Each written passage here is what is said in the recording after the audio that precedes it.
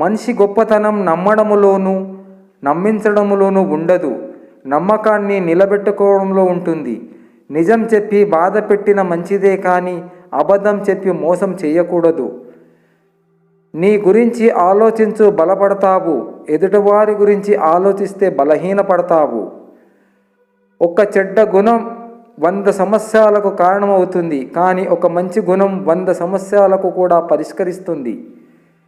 నీతి నిజాయితీ ఉన్నవాడు ఎప్పుడూ ఒకేలా మాట్లాడుతాడు. అదే నీతి నిజాయితీ లేనివాడు ఎదురుగా ఉన్నప్పుడు ఒకలా, చాటుగా ఉన్నప్పుడు ఒకలాగా మాట్లాడుతాడు.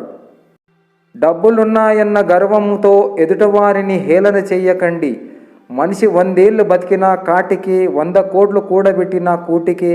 గుర్తుంచుకోండి, జీవితం ప్రశాంతంగా ఉండాలంటే 2 దారులు.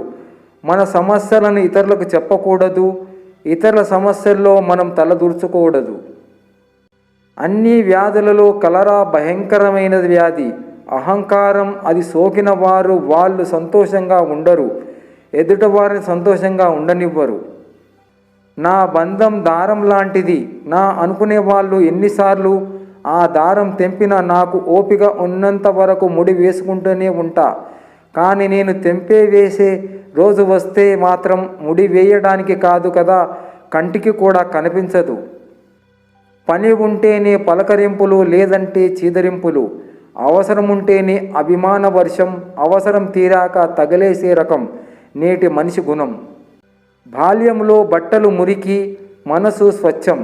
పెద్దయ్యాక బట్టలు స్వచ్ఛం, మనసు మురికి.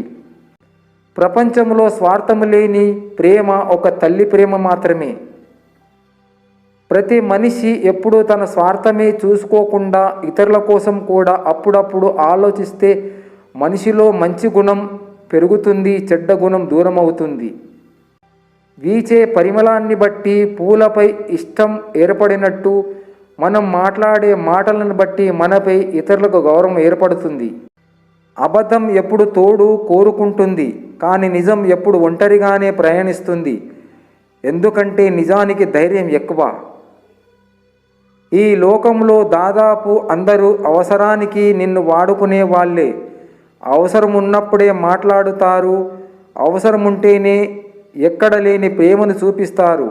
అవసరం ఉన్నప్పుడు ఒకలా, అవసరం తీరాక మరోలా మారడం కేవలం మనిషికే సాధ్యం. ఇది పచ్చి నిజం మిత్రమా.